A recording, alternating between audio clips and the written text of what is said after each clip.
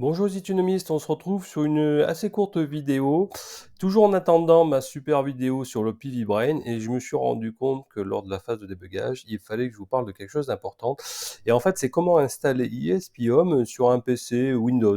Alors pourquoi? Parce que normalement, il tourne sur votre Home Assistant, sur votre Raspberry ou Android. Eh ben, il s'avère que vous allez voir que pour le PV Brain, j'ai dû activer une certaine option qui ne marche pas encore sur les versions type Android, etc.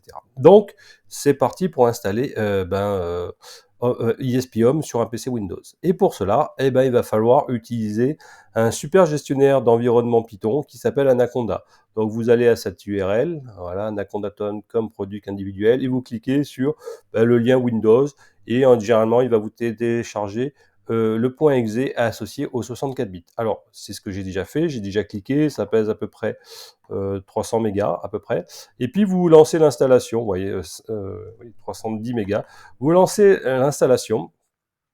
Donc ça va prendre un petit moment pour le faire. Donc voilà, j'ai agree, voilà, juste moi. Dans le répertoire par défaut, voilà, pas de souci. Et puis vous cliquez sur install. Voilà, alors là, ça va prendre, ça peut prendre 4 minutes à peu près, hein, même sur un PC assez récent, parce qu'il a besoin de décompresser pas mal de choses. Donc on se retrouve à la fin quand je peux appuyer sur Next. Donc voilà, on se retrouve à la fin, c'est assez long. Donc on clique sur Next. Voilà, et puis il vous demande blablabla, pas de souci, Jupiter, et puis vous pouvez décliquer les deux invitations aux tutoriaux. Voilà, Anaconda est installé, et par défaut, vous avez vu, ça installe une des dernières releases de Python, la 3.9.7, au moment où je vous fais cette vidéo. Alors, une fois qu'on a fait ça, il va falloir installer quelques logiciels. Et pour cela, on va utiliser le mode console qui est associé à l'installation d'Anaconda.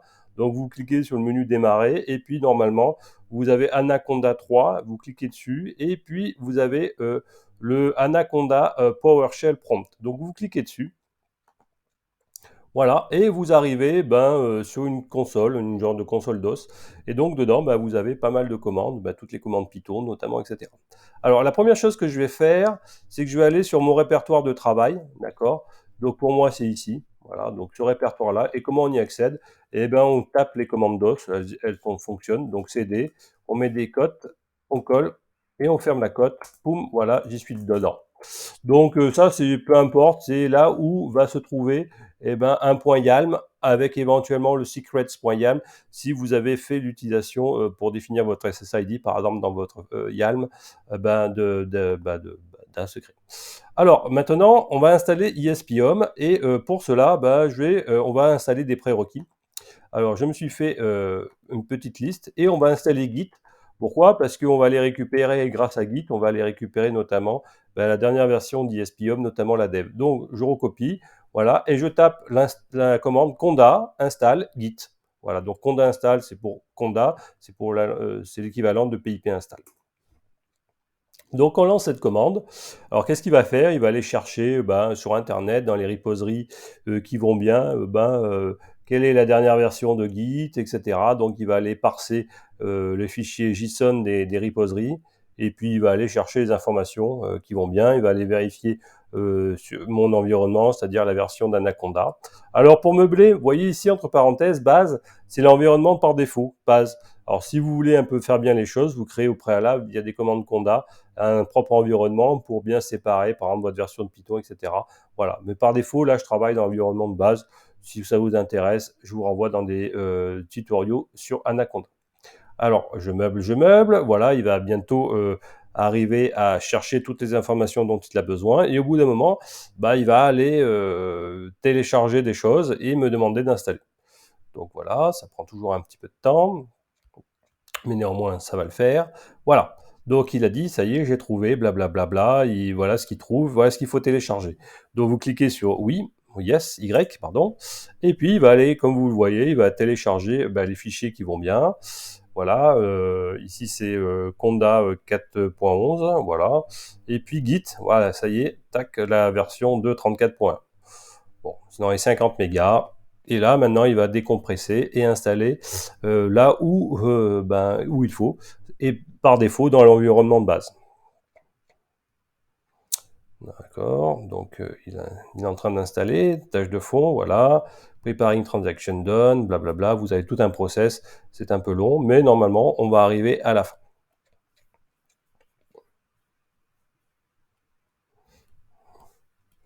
Donc je répète que l'idée, c'est d'installer également sur un PC Windows ESP-Home, donc afin de compiler et également flasher. Et ça veut dire que quand même, votre Home Assistant, une fois que c'est flashé sur votre ESP32, va avoir vos entités, hein. Voilà, donc là c'est fait. Et là, normalement, bon, dans la doc, il demande d'installer le conda install will. Bon, on va le faire, mais normalement, quand on installe Git, bah, il va vérifier que c'est déjà tout ce qu'il avait besoin pour Will est déjà installé lorsqu'on installe Git. Donc, il devrait vous dire que tout va bien. J'ai pas besoin d'installer grand-chose. Solving environnement. Voilà. Donc, ça prend toujours un peu de temps. Bon, après, c'est des gros packages, donc c'est un peu normal. Voilà. Solving environment. Donne. Donc, une fois que Will, en fait, a été installé, on va quand même essayer d'installer pip. Donc pareil, une commande conda install. Bon, on va le taper à la main. Conda install pip. Hop.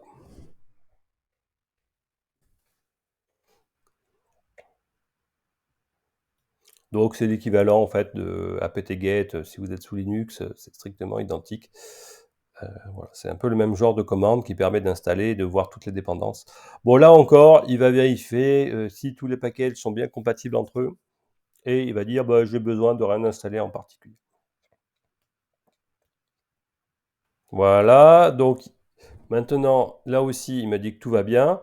Et bien maintenant, on va utiliser une commande pip3, non, parce que ça veut dire du Python 3, pour installer ESP-Home. Et je vous propose d'installer la version dev. Donc, c'est dans le GitHub. Alors, comment on fait? Comment j'ai récupéré ce TRL? C'est sur le GitHub. Donc voilà, je vous la donnerai de toute façon en description. Allez, on y va. Clic bouton droit. Ça permet de coller directement. Et c'est parti. Donc là, ça va prendre aussi quelques instants, 1 à 2 minutes au moins. Donc là, il va chercher le zip, l'ISP Home Dev, avec toutes les dépendances qui vont aller. Voilà. Donc ça veut dire que, comme tous les jours, il y a des ajouts, vous pouvez lancer cette commande tous les jours là. Et donc, vous pouvez mettre à jour votre ISP Home Dev tous les jours. Donc là, il va chercher les dépendances, voilà. Getting requirement to build will, ça c'est fait. Preparing will metadata, bon voilà. Et c'est parti. Voilà, il va lancer les installs, donc les téléchargements et les installations. Bon, en fait, il n'y a rien de très compliqué, il y a quelques commandes à installer. Et puis, ça le fait tranquillement quand même, hein. C'est des installs vraiment cool. Bon, c'est une vidéo un peu pour les débutants, mais enfin, si néanmoins, je vous prends par la main et normalement, vous devrez y arriver sans aucun souci. En tout cas, si j'y arrive, vous devriez y arriver. Alors là aussi, il cherche encore des trucs. Il build, il construit. Voilà. Et voilà, nous avons enfin fini d'installer ESP-Home, la version dev. Donc, enfin, fini, ouais, j'avance un peu, hein, presque fini. Mais bon, ça devrait pas tarder. Donc, vous voyez tous les outils qu'il a installés, là, NNT Trachier. Mais bon, tous les packages dépendants, et notamment on reconnaît ESP Tool, donc l'outil pour flasher votre ESP. Et donc la bonne nouvelle, c'est que vous pouvez également flasher sans aucun souci, comme vous le faites depuis votre Home Assistant, hein, c'est pas un souci. Voilà, donc là c'est bon, tout est bon, on n'a plus qu'à aller compiler notre fichier .yalm. Voilà, donc on va utiliser la commande ESP-Home run, et vous allez pointer sur votre fichier YALM, voilà, qui s'appelle pour moi PVBrain. Donc je ne vous dis pas encore ce qu'il y a dedans, ça fera l'objet enfin de mes futures vidéos avec le PVBrain. Mais bon, voilà, vous lancez et puis ça va compiler. Donc la première fois, il va aller installer tout ce qu'il faut pour Platform.io, etc. Parce qu'il fallait compiler des codes pour ISP. Voilà. Donc, vous voyez, il va aller chercher des trucs il parle de JKBMS, Voilà, et puis il est en train de compiler, voilà, la toolchain qui va bien, hop, et puis tac, il va chercher les trucs, voilà, il décompresse, et puis il va aller, hop, vous connaissez toutes les bibliothèques, asynchrone TCP, Wi-Fi, update, ESP asynchrone web server, enfin tout ce qui va bien. Et puis voilà, il commence à compiler tout ce qui est défini dans le YAML, tous les capteurs, bah ouais, il y a l'API, il y a la liste des entités, il y a un ADS 1515 dans ce YAML. Enfin bref, il va avoir pas mal de trucs. Et vous allez comprendre dans ma prochaine vidéo pourquoi je fais ça. Et en espérant que finalement, un jour, ESP-Home normal sera mis à jour et je n'aurai plus besoin de passer par un Windows.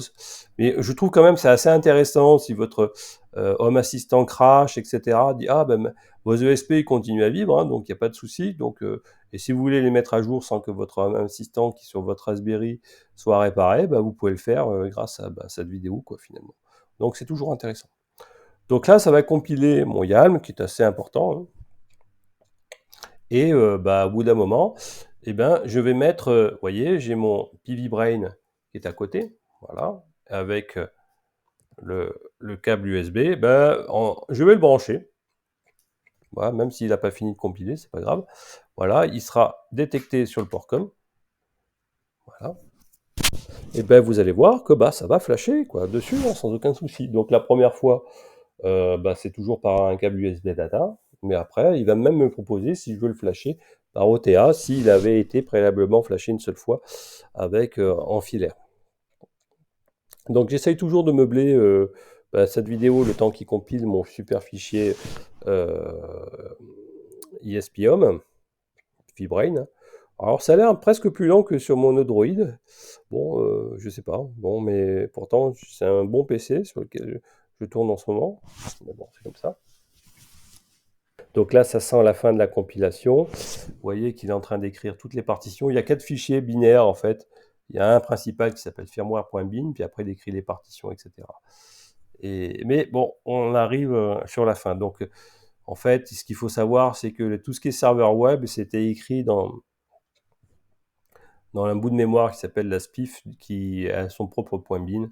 Bon, ça, je vous renvoie un peu à la notion de routeur solaire où en fait finalement on fait un peu la même chose.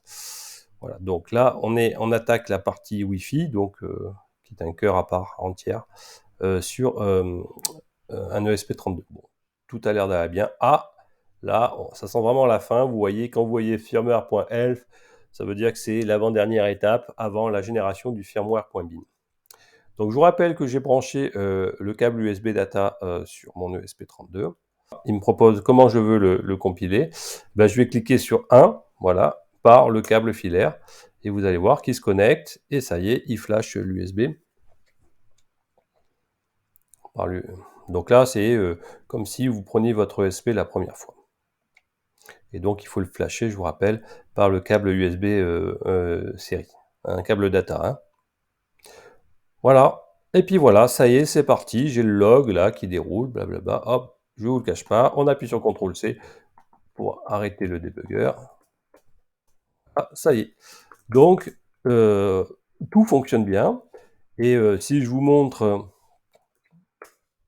quelque chose, je retourne sur mon Home Assistant et vous allez voir que ben, dans la version ESP Dev, eh ben, j'ai mon PV Brain qui est bien online. Donc, c'est pas de souci. Donc, que vous le compiliez par là, par Home Assistant de votre Raspberry, enfin, par le Docker ESP-Home de votre Home Assistant ou par une fenêtre de commande, ben, ça ne changera strictement rien. Dans tous les cas, ça sera vu dans Home Assistant, il n'y a pas de souci. Voilà, donc j'espère que cette vidéo vous sera utile, ok. Et je vous le rappelle, ça me servira pour ben, l'objet de mes prochaines vidéos où je vais repousser jusqu'à ses limites eh ben, un ESP32. Eh bien, je vous dis à très bientôt.